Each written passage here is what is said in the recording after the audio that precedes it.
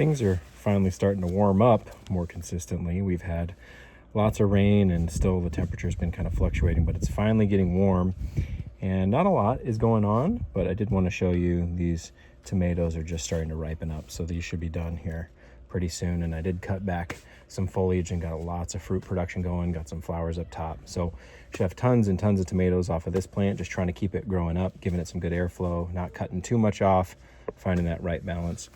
And then these other tomatoes were just still waiting, kind of in that slow growing phase with a lot of this stuff. Hopefully these peppers start really thriving as it is heating up, and just keeping the veg cut back as much as possible on these tomatoes. So I'm trying to get a lot of vertical growth out of them and kind of get them on these hoops. And same with the garlic here, doing well, going strong, still slow growing over here. These containers over here ended up getting a little bit too much moisture, I think, between the rain and keeping the oyas full. This was just loaded with mushrooms. As you can see, they kind of started to dry back and die off a little bit. But that's a telltale sign that there's just too much moisture in here. It's too hydrated. So you're gonna keep an eye on that for sure. Not that the mushrooms are bad or anything. It's just probably a sign that it's just too wet. And over here, I got some interesting stuff going on. I was trying to propagate this mulberry tree, and I don't know. I've never seen this before. Maybe it's just how it grows and likes to grow. But instead of seeing new growth on the kind of main branch here, what should be the trunk eventually, this kind of died back. But then I'm starting to see these leaves pop up from underneath the soil, which matches the tree almost exactly. And so I'm just wondering if the roots shot off and are now growing up new branches here. It's kind of interesting how this, tree propagated. I'm not quite used to that, but I'm just gonna let it keep growing, see how it does. There's another one here that I'm not seeing a similar phenomenon. It looks like the main kind of what should be the trunk is still alive and growing. I got some green foliage on there still. So I'm keeping an eye on that and just seeing what becomes of it, just because that's kind of something I'm not used to and I haven't seen quite before. But this tree, this dwarf mulberry tree, definitely grows more like a bush, which could be part of it. I mean, I say a bush, look at it, it's gigantic. So it's not really a bush, but that's kind of how it likes to grow. And when I bought it, I even kept the 3 kind of main trunks there. You could cut it back to just 1 if you prefer, but I wanted to have that differentiator between this dwarf mulberry and the Pakistan mulberry across the yard. But you're gonna see, I think I showed you last week, just how much abundance there is on this tree. And it's really starting to ripen up. So as it's getting warmer, it's getting more sunshine, really that fruit is starting to set. Not quite ready yet. My kids tend to look at these and think they look like raspberries. They don't taste very good when they're this red. Once they're dark purple, that's what we're really waiting for. But you can see just how much fruit is on here. Harder to see down low, of course, but even that is starting to turn more red, getting that closer to that purple color that we're actually looking for. So maybe, honestly, within a week or two, maybe, we'll be eating tons and tons of mulberries off of this dwarf mulberry tree. But this bed, that tomato plant's looking good. Everything else in that slow growing phase, we're just kind of waiting for it to fully take off. Same thing with this bed here. I planted this out a few weeks ago, so there's not anything crazy to show, but I am getting little sprouts of flowers that I put in here. There's some carrots coming up, real tiny still. And even looks like a pepper coming up back there. All very slow growing in that first initial kind of sprouting phase. Once it gets established, hopefully things will start moving a lot quicker. But over here, I was telling you that this apple tree wasn't awake. Well, it's awake now. Finally, after winter, it's decided to start putting on some leaves and seeing lots of new growth come off here. This is the tree my wife always jokes about, that it looks like it's dead just because it stays dormant for so long. But nope, it'll start leafing out here real quick. Tons and tons of new buds on there, which is great to see.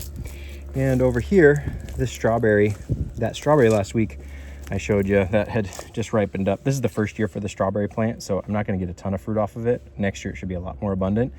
But even now I've got some berries on here, and this one looks like something got to, so that'll basically just be for the compost, which I can just toss it in there right now. Might as well, right? So that can go in the compost. And I just love strawberry plants. I think they're one of the prettiest looking plants. The leaves, I just love how dark and rich and green and how big they are for the size. I mean, it's just such a cool looking leaf, I think, anyway. One of my personal favorites.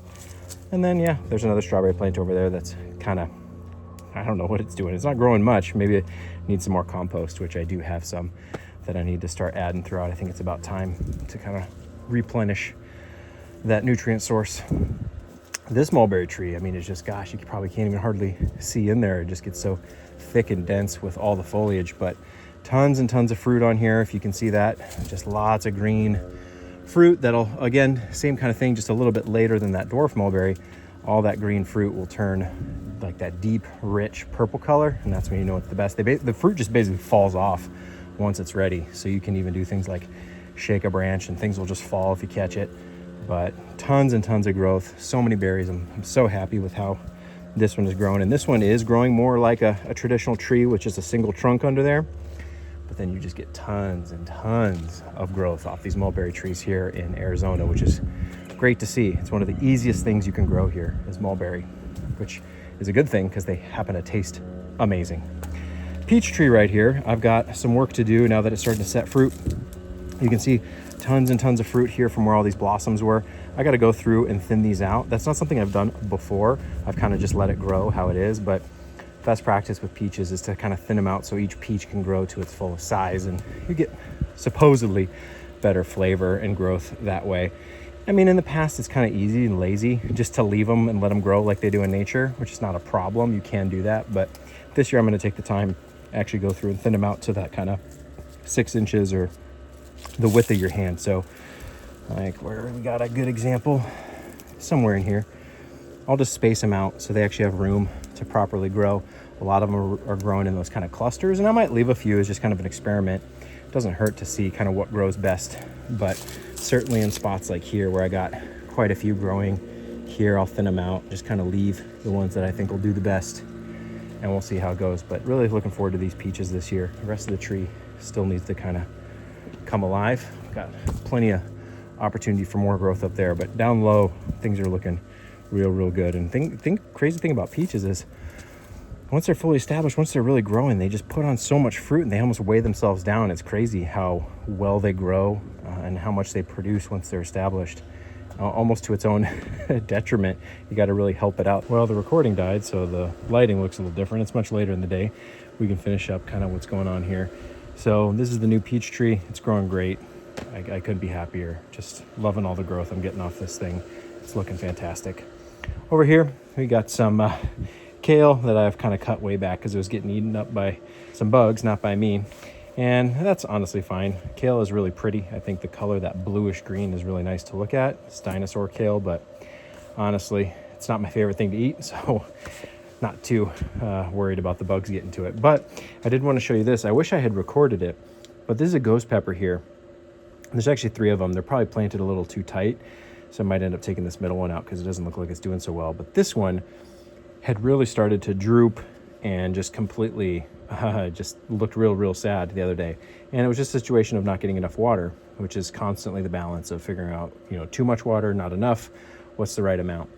In the other containers, it was too much. They were growing those mushrooms. Over here, this one pepper just completely had wilted, and put some water on it, and it's incredible how quickly plants respond. It was back looking like this within 5-10 minutes. Honestly, they just spring right back to life. So they'll tell you real quick if they're having any problems, if they're struggling. So it is important to be keeping an eye on things daily. And likewise, the moment you kind of remedy the situation, and if it needs water and you give it to it, it'll come right back to life real quick. So just keep an eye on things every day, even though you don't have to do anything necessarily every day. Some days you don't have to do too much. And that's, I feel like, a problem a lot of people find themselves in, feeling like they need to do something, even if there's nothing to do. But there's times when there is something to do. It's important that you take care of it and get it done in a quick fashion, because the plants will definitely appreciate it.